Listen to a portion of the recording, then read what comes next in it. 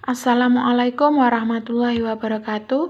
Kami dari kelompok 5 yang anggotanya terdiri dari saya Penny Lestari, yang kedua Yayan Ristiana, yang ketiga Anila Pratiwi, yang keempat Ali Mahros, dan yang kelima Mei Intan Purnamasari akan menjelaskan tentang modul 1 KB3 yaitu kebutuhan serta hak dan kewajiban anak berkebutuhan khusus. Yang A. Kebutuhan anak berkelainan atau berkebutuhan khusus. Sebagaimana dikemukakan oleh Maslow dalam Kolemik 1984, manusia sebagai makhluk tertinggi memang mempunyai kebutuhan yang sangat kompleks, mulai dari kebutuhan yang sangat mendasar atau basic needs seperti makan, tempat tinggal, dan rasa aman, sampai dengan kebutuhan yang tertinggi yaitu aktualisasi diri.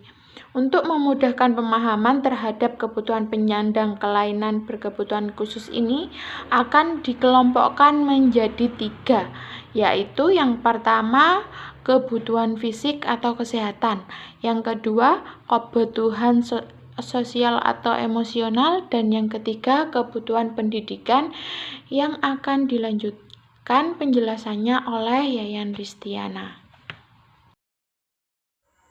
Baik, terima kasih. Di sini saya akan melanjutkan untuk presentasinya, yaitu yang pertama ada kebutuhan fisik atau kesehatan. Nah, sebagaimana halnya orang normal, para penyandang kelainan ini pun juga mempunyai kebutuhan untuk menjaga kesehatannya. Nah, oleh sebab itu, layanan kesehatan bagi ABK memang seyogianya harus disediakan sesuai dengan kebutuhannya. Nah, layanan tersebut antara lain physical therapy dan occupational therapy. Yang keduanya itu berkaitan dengan keterampilan gerak atau bisa disebut juga dengan motor skill. Ada speech therapy atau bina wicara bagi tunarungu. Nah, para ahli yang terlibat dalam menangani penyandang tersebut antara lain adalah dokter umum, dokter gigi, dokter physical therapy, dan ada juga ahli occupational therapy, ahli gizi, ahli bedah tulang, ahli THT, ada ahli spesialis mata, dan juga ada perawat. Nah, untuk yang kedua di sini ada kebutuhan sosial dan emosional.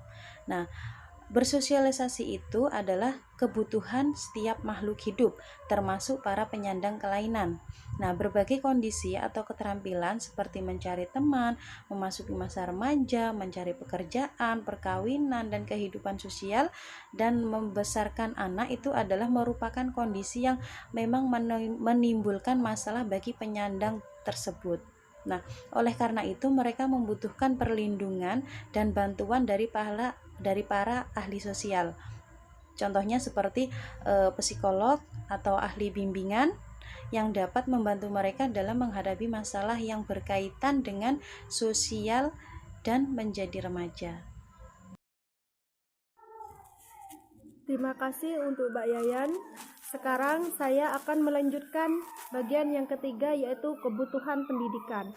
Secara umum, semua penyandang kelainan memerlukan latihan keterampilan atau vokasional dan membimbing karir yang memungkinkan mereka mendapat pekerjaan dan hidup mandiri tanpa banyak tergantung dari bantuan orang lain.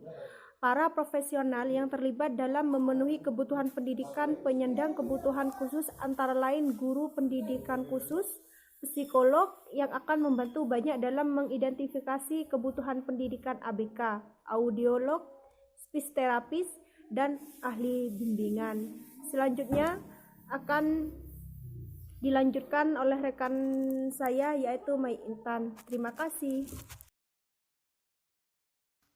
Baik, di sini saya akan melanjutkan materi dari Mbak Anila Pratiwi, yaitu yang B, hak penyandang kelainan. Hak penyandang kelainan sudah ditulis dalam Undang-Undang Dasar 1945 pasal 31. Di situ menyebutkan bahwa semua warga Indonesia itu berhak mendapatkan pendidikan yang layak.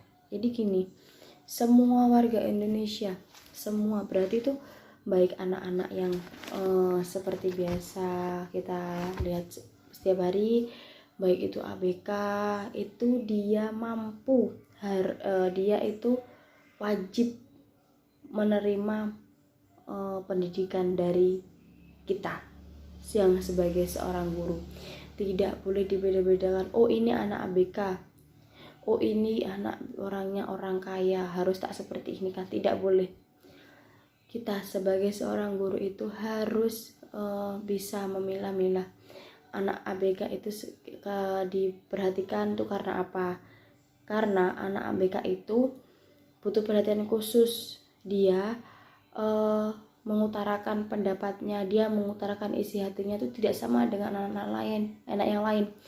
Contoh saja, jika anak tunawicara, dia ingin mengungkapkan isi hatinya, apakah dia bisa berbicara langsung begini, saya mau A, saya mau B? Tidak akan.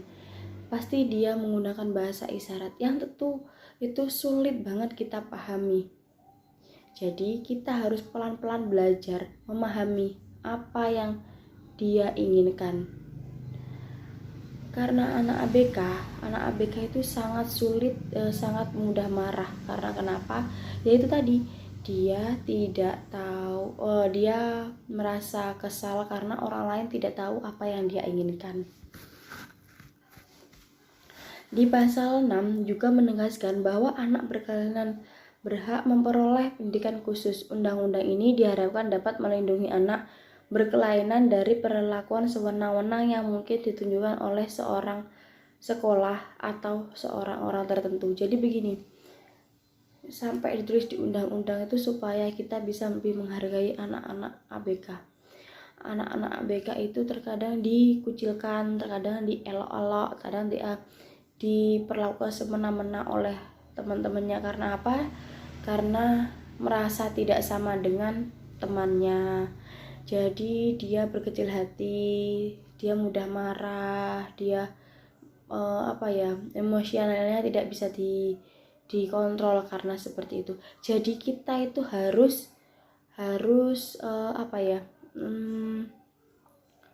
membangun rasa solidaritas yang tinggi. Itu maksudnya gini, ABK sama anak biasa, ayo kita main bareng-bareng, ayo kita pembelajaran bareng-bareng, ayo kita ajar bareng-bareng.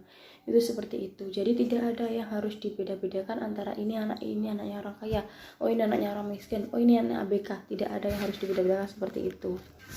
Dan sekarang sudah dikeluarkan kerangka kerja untuk pendidik ABK yang diharapkan dapat menjadi pegangan bagi setiap negara dalam penyelenggaraan pendidikan khusus. Yang pertama yaitu setiap anak mempunyai hak fundamental untuk mendapatkan pendidikan dan harus diberikan kesempatan untuk mencapai dan memelihara tahap belajar yang dapat diterimanya. Maksudnya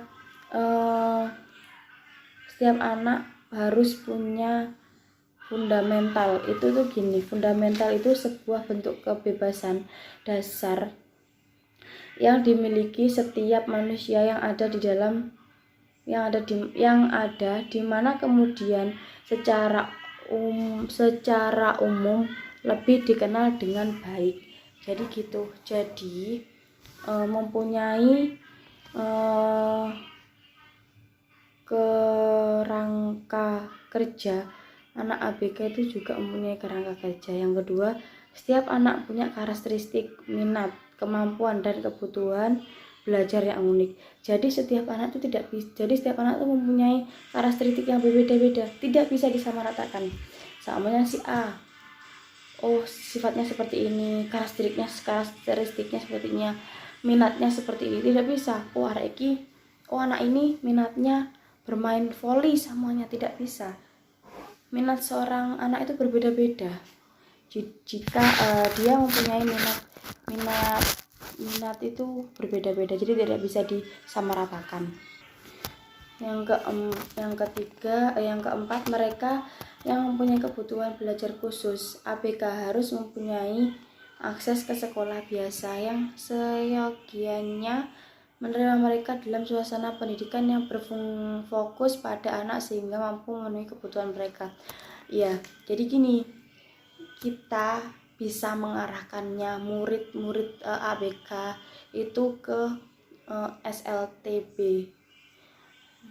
Itu gini maksudnya, bukan kita tidak menerima, tapi terkadang alat peralatan yang kita miliki di sekolah itu tidak cukup untuk anak ABK itu. Jadi lebih lengkapnya ada di SLTB gitu.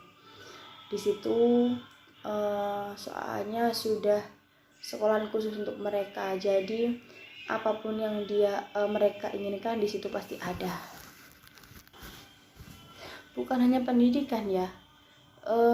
Seharusnya selain mendapatkan pendidikan sebagai warga negara, para penyandang kelainan ini juga mempunyai hak untuk mendapatkan jaminan sosial seperti akses ke berbagai tempat-tempat umum dan layanan masyarakat serta hak untuk mendapatkan pekerjaan.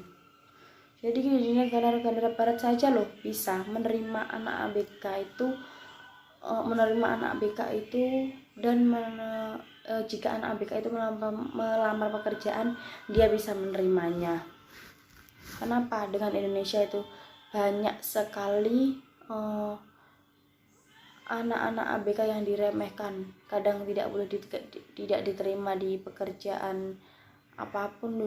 Pokoknya kalau sudah dikatakan ABK itu sulit mendapatkan pekerjaan. Itu kenapa ya di Indonesia? Coba nanti bisa dijelaskan oleh Bu tutornya. Tapi ada di Indonesia itu peraturan yang sudah dipakai oleh perusahaan yang sudah bisa menerima anak ABK, tapi tidak semuanya perusahaan seperti itu. Baik, itu materi dari saya. Selanjutnya akan disampaikan oleh ahli Mahrus. C. Kewajiban penyandang kelainan. Sebagai warga negara, para penyandang kelainan juga mempunyai kewajiban yang harus dipenuhi. Undang-Undang Nomor 20 Tahun 2003 tentang Sisdiknas Bab 4 Pasal 6 menetapkan bahwa 1. Setiap warga negara yang berusia 7-15 tahun wajib mengikuti pendidikan dasar. 2. Setiap warga negara bertanggung jawab terhadap keberlangsungan penyelenggaraan pendidikan. Dari pasal 6 tersebut dapat disimak bahwa mengikuti pendidikan dasar merupakan kewajiban bagi semua warga termasuk ABK. Namun, sesuai dengan hakikat yang disandangnya, penyandang kelainan juga wajib menaati hukum yang berlaku. Kalau ia melanggar, ia juga wajib dihukum sesuai dengan pasal yang berlaku juga.